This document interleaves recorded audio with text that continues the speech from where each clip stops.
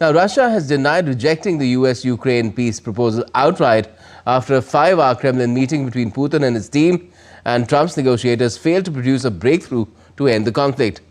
Both the sides have tried to give an impression of making progress in face of extreme differences, with room for more engagement to sort all issues out.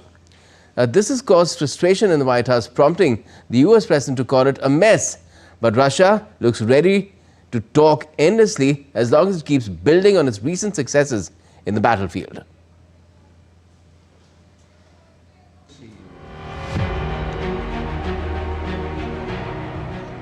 Five hours of talks extending from Tuesday into Wednesday between Russian President Vladimir Putin and US negotiator Steve Witkoff and US President Donald Trump's son-in-law Jared Kushner in Moscow did not produce a breakthrough Ukraine peace deal.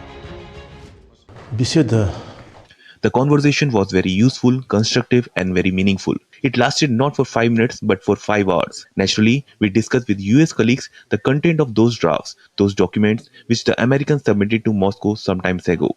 We went through these documents. We did not discuss any specific formulas, any specific American proposals. We could agree with certain things, and the president confirmed this to his interlocutors. We criticized some things, and the president did not hide a critical, even negative attitude to a number of proposals. Just before the meeting, Putin said changes proposed by Kiev and Europe to a US-backed draft peace plan were unacceptable.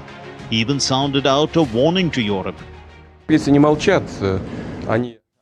are not planning to fight Europe. I've said this 100 times. But if Europe suddenly decides to wage war against us and starts it, we are ready right now.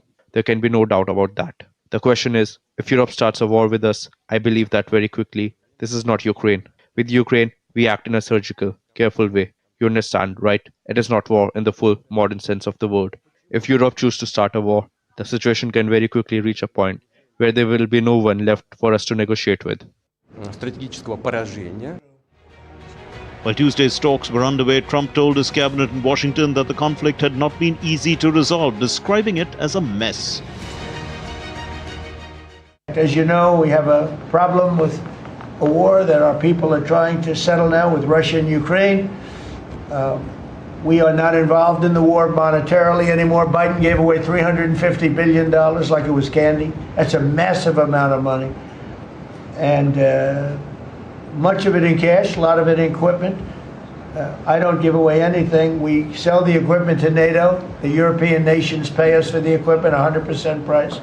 And then they bring it to Ukraine or whatever they do with it. But we're trying to get that settled. I've settled 8 wars. This would be the 9th. But hours later, both the Russians and the Americans were at pains to explain that progress was made on some fronts and more back and forth will be required on others.